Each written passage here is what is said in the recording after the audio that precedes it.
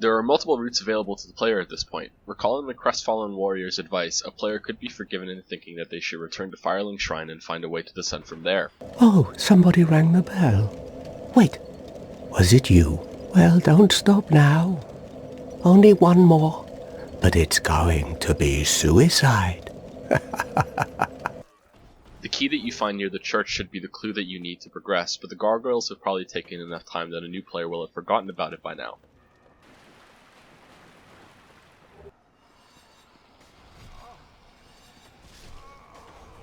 The headless statue through the doorway from the blacksmith is a good indicator that you probably shouldn't be heading in that direction just yet. Of course, experienced players can and will go through it, and it's an optional challenge for newcomers. I think this is a good method of gating content. That said, I wonder if this concept couldn't have been taken further. Fog gates are a great mechanic to add a lot of tension whenever you come across one. Is it leading to a boss, or just another area? Is this safe to enter, or should I head back? They could have been used in a different way to close an area off until you beat a mini-boss, while still giving the player an option to retreat if they decide the fight is too much for them right now.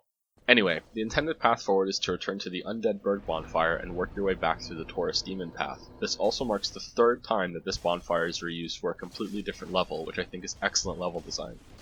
My guess is that this rerun through Undead Bird was done in order to show the player just how much more powerful you have already become. You might look similar to these hollow undead, but you're not the same anymore. You've ascended. Your weapons are upgraded and you've probably gained a few levels, both in-game and out. However, I think that putting the door all the way on the other side of the bridge was overkill. The locked door that serves as a shortcut afterwards, the one right across the bridge, is the better choice. Many players might not have even seen the locked door after Taurus Demon, since meeting Solaire and getting destroyed by the dragon's flyby will be the most memorable events of this spot. The first thing that you do after opening this door is to go down the ladder and then climb up some stairs to open the shortcut anyway. Lower Undeadburg is quite a small area. The dogs here reinforce the idea that you should play defensively until an opening presents itself. The best tactic is to block their first attack and then strike back. The ambush here is fine. The player is put in a bad situation, but you have a chance to fight your way out.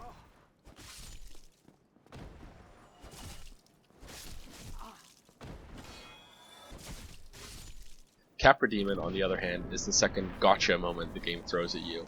Every other boss so far has given you time to collect yourself after going through the fog gate. Taurus Demon and the gargoyles don't even spawn right away. Capra charges at you and is in your face in less than 2 seconds. This wouldn't be so terrible if it weren't for the dogs charging alongside him.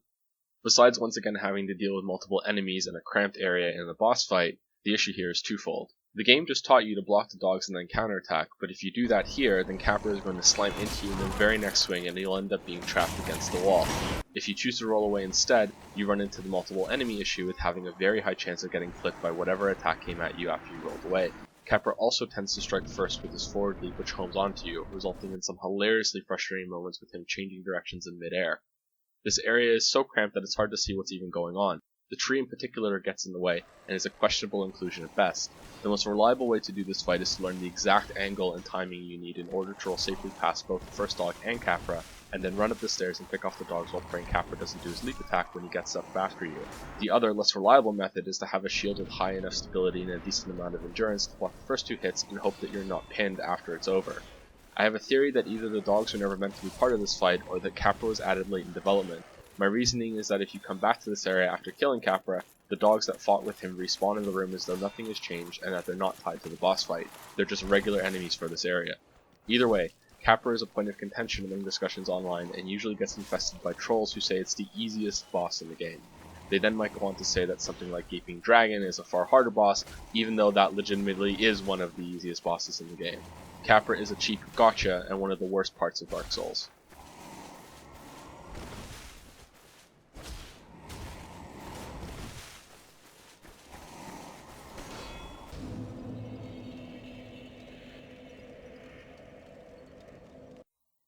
You get to open the Aqueduct shortcut after Capra, which is a cool moment. This is usually the time that I go back to the Asylum, but this can vary.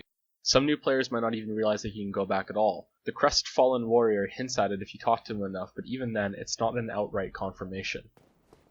The path to the top of the broken tower is convoluted. First you need to walk off the elevator when it's in the middle of moving. Then you need to make a jump with the game's awkward jumping controls that, even if you land it, might slide you off like you've gotten somewhere that you're not supposed to be.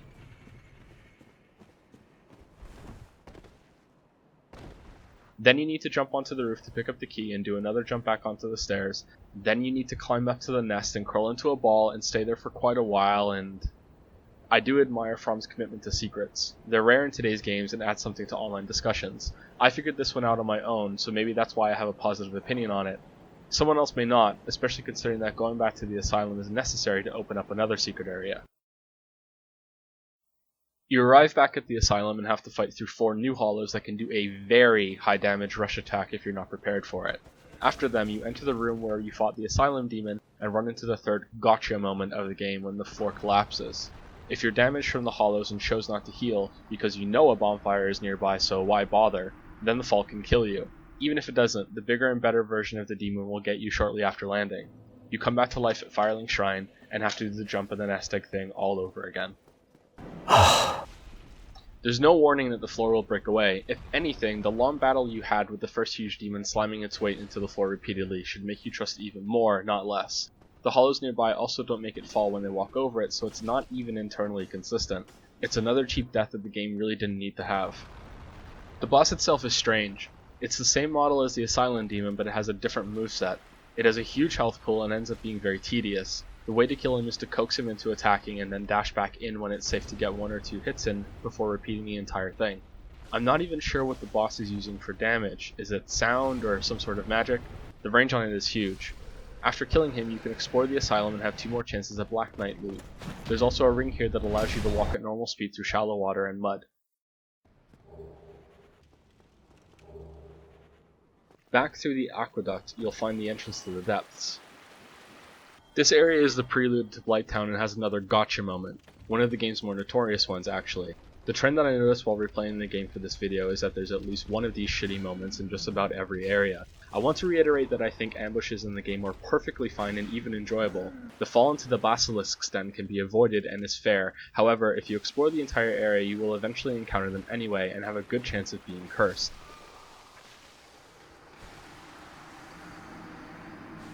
Difficulty is a funny thing. Is inconvenience a legitimate source of difficulty?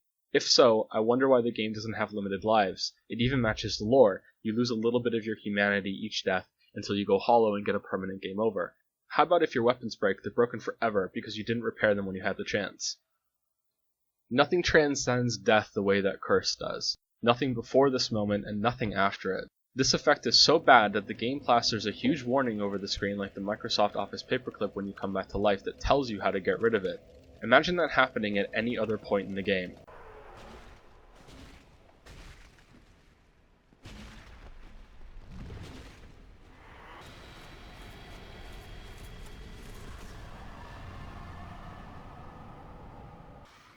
I am sympathetic to the idea that they wanted an enemy to inflict absolute terror on the player, but this is too much. A more forgivable but still scary alternative would have been to make it so dying to the curse makes it so you can't retrieve souls after death. It doesn't make you go for a long walk to get rid of the curse, but it still makes the basilisks really scary. The Gaping Dragon is an okay fight and more visually impressive than it is anything else. The only issue I have with it is outside of the battle. The dancing spellcasts are far in the distance. Most people probably kill him through exploring the depths, and, unlike most enemies in the game, he never respawns. If you get to Gaping Dragon without killing him, however, then all rules about sorcery in the game are abolished and you can cast unlimited soul arrows and an unlimited range throughout the entire fight. The Fog Gate makes it so you can't leave either, so you burn a homeward bone or die and then kill him before trying again. This is one of the easiest fights in the game after you take the time to learn his attack patterns and recognize when there are huge openings for you to chain attacks. After killing him, you are given the key to Blighttown.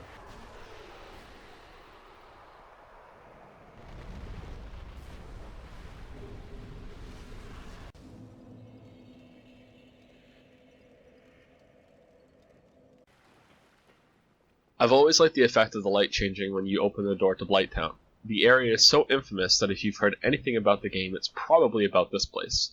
The lights changing is like foreshadowing that everything you heard is true. Except that it isn't. At least I don't think so. If your computer is good enough to run this place without chugging from frame rate drops, Blighttown is largely enjoyable. The main bulk of the enemies reinforce the idea that you need to take things slow and not to overextend. You can get overwhelmed if you move too quickly through the area. It's basically a more complicated version of the depths. You have to navigate it both horizontally and vertically, only now the enemies in the area have the same freedom that you do. You have to progress methodically in order not to get overwhelmed from all directions. The best way to handle Blighttown is to assassinate the toxic dark spitters as soon as possible and then work your way through the rest of the enemies as slowly as you can. You keep received damage as low as possible so you don't have to return to the bonfire to get more Estus, but then you have to clear the area all over again. Once you manage this for the first time, I think you'll be surprised by just how small Blighttown really is. The place is not, however, without its issues. Toxic is incredibly frustrating, and I have to assume that at least a few of the developers at From agreed, since when you kill these guys they never respawn. The fact that they can intoxicate you from a little blow dart hitting your shield is something that I will never understand. Poison requires roughly 1 or 2 Estus charges to live through. Toxic requires 8 at Estus rank too. This means that you need a kindled bonfire to even stand a chance of being able to survive it without having some blooming moss handy. Claw monster on the wall is odd. You kill it by climbing to the highest level of Blighttown, at which point it never attacks you and gives no indicator that you're able to damage it.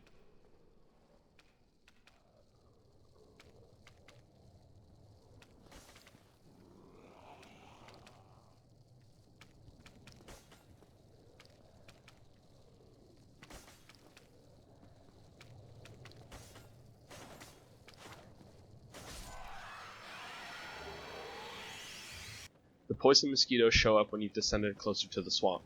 A lot of players complain about this enemy, and I'm not sure that I agree. Although they can be hard to hit, they don't do much damage. The only thing that's bad about them is that they inexplicably block your path even if they're flying at head level. I feel like this video has been overwhelmingly negative so far, and I'd like to take a moment to repeat that my goal here is to showcase the problems in the game more than praising what it does right. One of the major catalysts for making this video was the release of Dark Souls 2, a game that is arguably more flawed than this one. Suddenly Dark Souls was getting heaps more praise for being a fair game, some even say a perfect game, that does no wrong when it comes to teaching and punishing the player. What Dark Souls does right, it does so very well. The stamina bar, for example, solves a problem found in action role-playing games since the Super Nintendo era. Zelda games allow you to spam attacks wildly with no limit. On the other side, games like Secret of Mana or Secret of Evermore try to force you to play smarter by adding a percentage bar that needed to recover before you could attack again at full strength. Neither option really worked as well as it could have. Dark Souls mixes both and balances the ability to chain attacks while still enforcing a recovery period. More than that, it offers complexity when using a shield as well. With careful timing between enemy attacks, you can lower your shield and regain stamina while timing it again to protect yourself.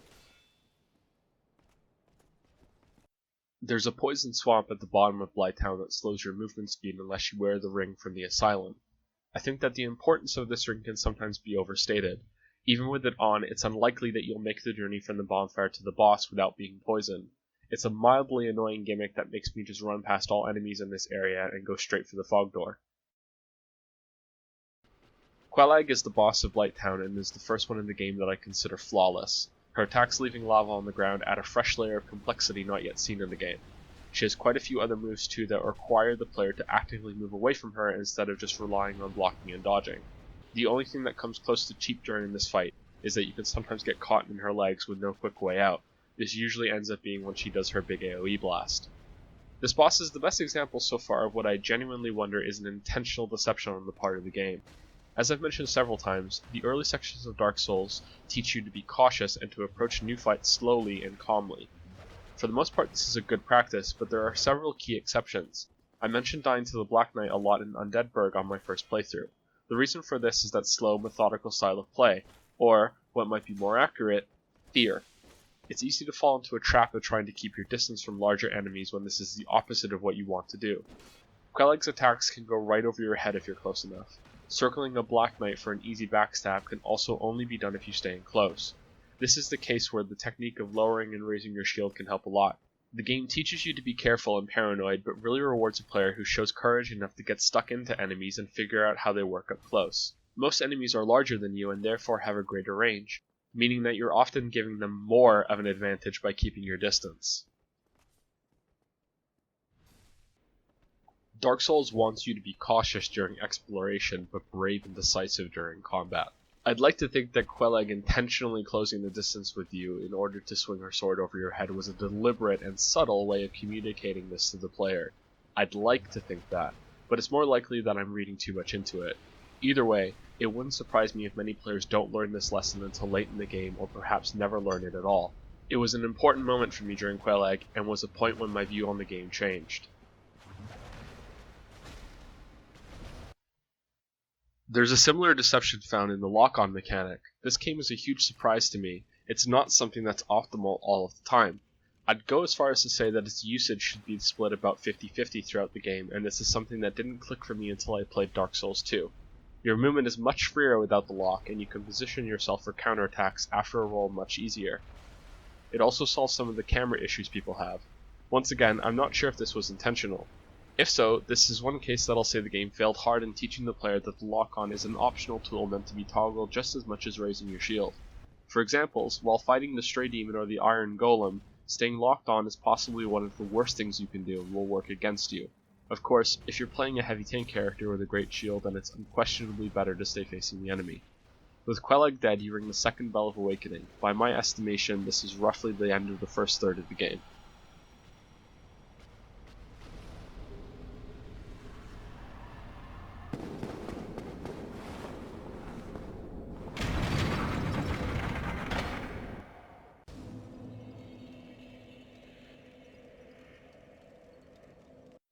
Ringing both bells triggers a cinematic. If you have even the tiniest shred of curiosity in you, you would have explored the area around the blacksmith in Undead Parish and wondered about the massive closed-off gate across from the bonfire. The cinematic here explicitly shows this being opened, and is a clear message of where you're meant to go next.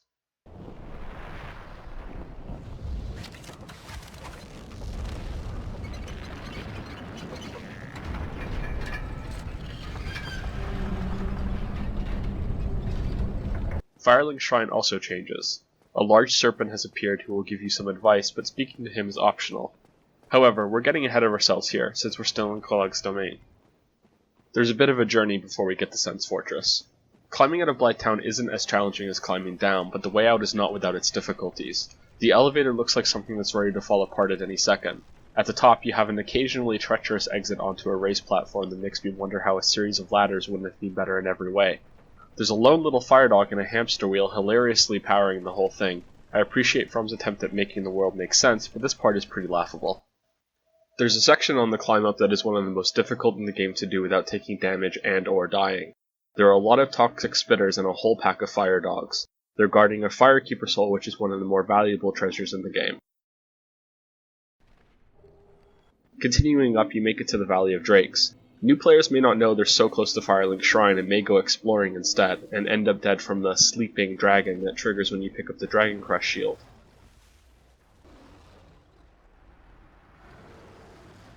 Back down to Blighttown you go.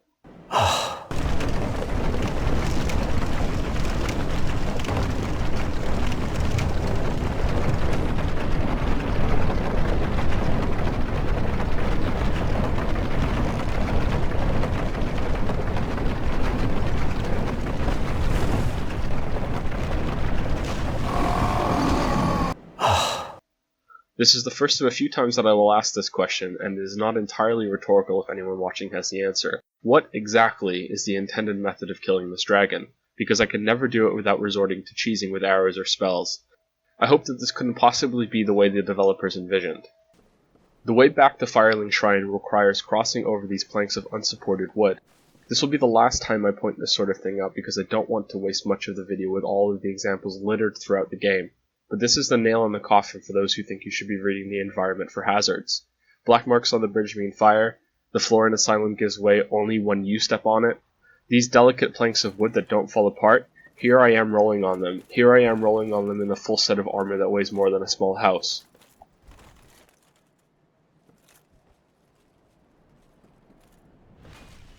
Returning to Firelink reveals that the Firekeeper has been murdered, which means the bonfire has gone out.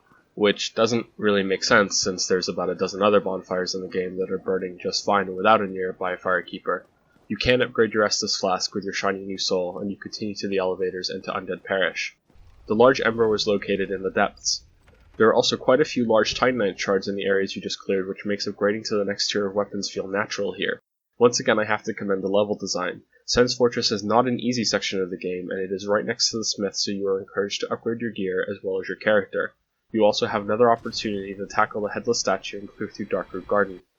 The garden has a few ambushes, but no instances of cheap gotcha moments. I think that the Moonlight Butterfly is a terrible boss for melee builds, but that is a topic that I'll get into later.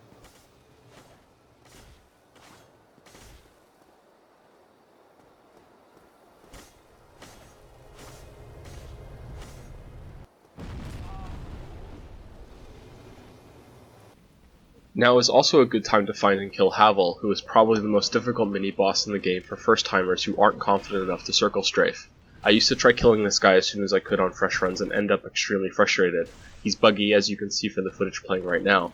Sometimes he recovers instantly from being knocked down and can launch into a rapid attack with no warning. Sometimes his weapon doesn't hit you but still kills you.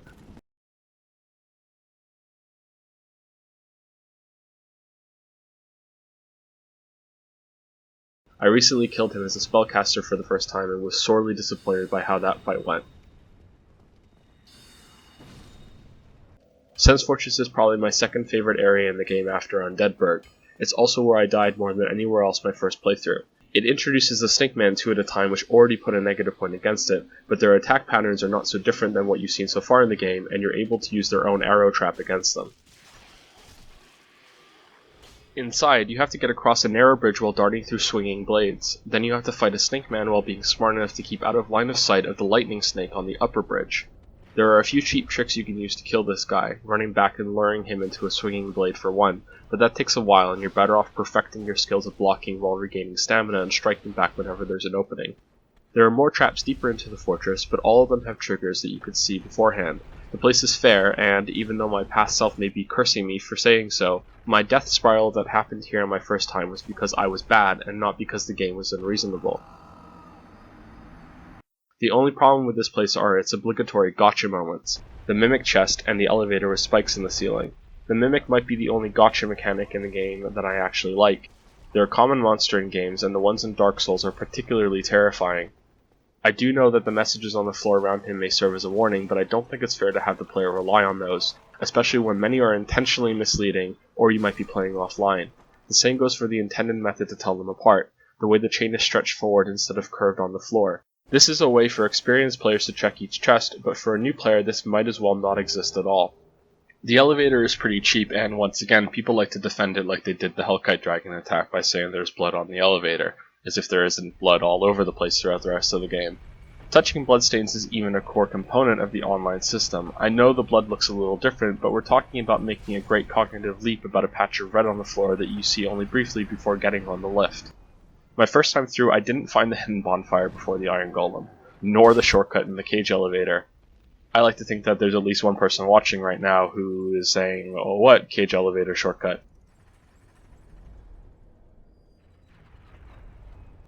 I still like this area, and I like that some thought went into how the cannonball trap would be reloaded. I also think that the run up the stairs is timed perfectly for a player in light armor. I wonder if there's another little dog in a wheel hidden somewhere in the walls, providing power to all of those swinging blades. The boss itself is fine. The only bad thing about him is that his hand grab can be inconsistent about when it hits you, as you can see from footage playing right now. This instance was particularly bad as it looks like even the game doesn't understand what just happened and thinks I'm still alive at the bottom of the wall.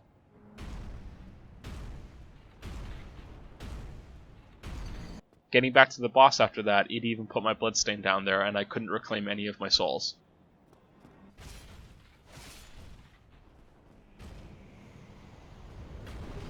The corrupted angel brain gargoyle things pick you up and you ascend to Anor Londo.